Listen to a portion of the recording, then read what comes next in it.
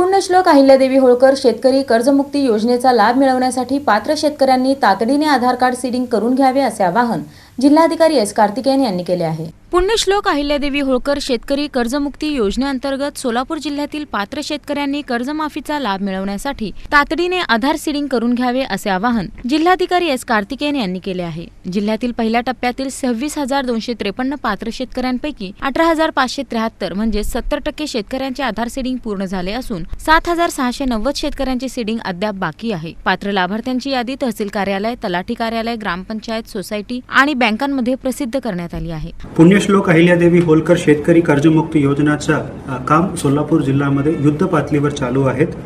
शासनाने दिलेले कर्जमाफीचा लाभ प्रत्येक पात्र शेतकरी बांधवांच्या पोहोचण्यापर्यंत जिल्हा प्रशासनाने सज्ज आहेत।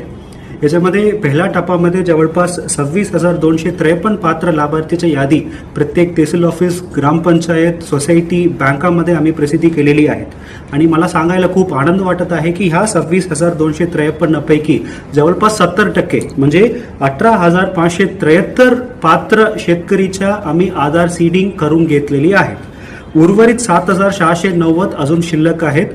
हा योजनेमध्ये लाभ घेण्यासाठी आधार सीडिंग बंधनकारक आहेत। आधार सीडिंग शिवाय आपल्याला पुढे कर्जमाफीचा लाभ खात्यामध्ये जमा करता येत नाहीये। सर्व पात्र शेतकरी बांधवांना मी आवाहन करतो की सर्वप्रथम पहिल्या टप्प्यामध्ये आपलं नाव आहे का नाही आपण खात्री करावे।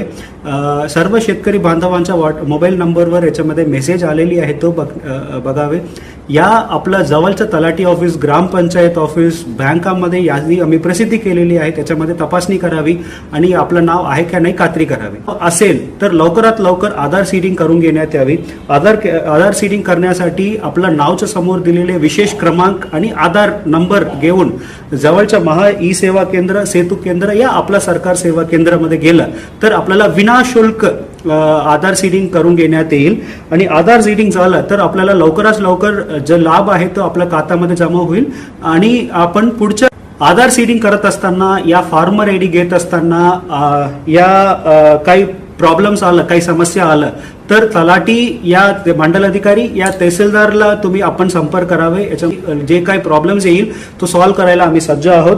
आणि काही यादीमध्ये असलेले काही शेतकरी बांधवांचा मयत झाला असेल त्यांना सुद्धा आपल्याला वारस नोंदणी आपण अकाउंटमध्ये करून घेतलं तर त्यांच्या वारसांना सुद्धा आपण याच्यामध्ये लाभ देण्यात येईल।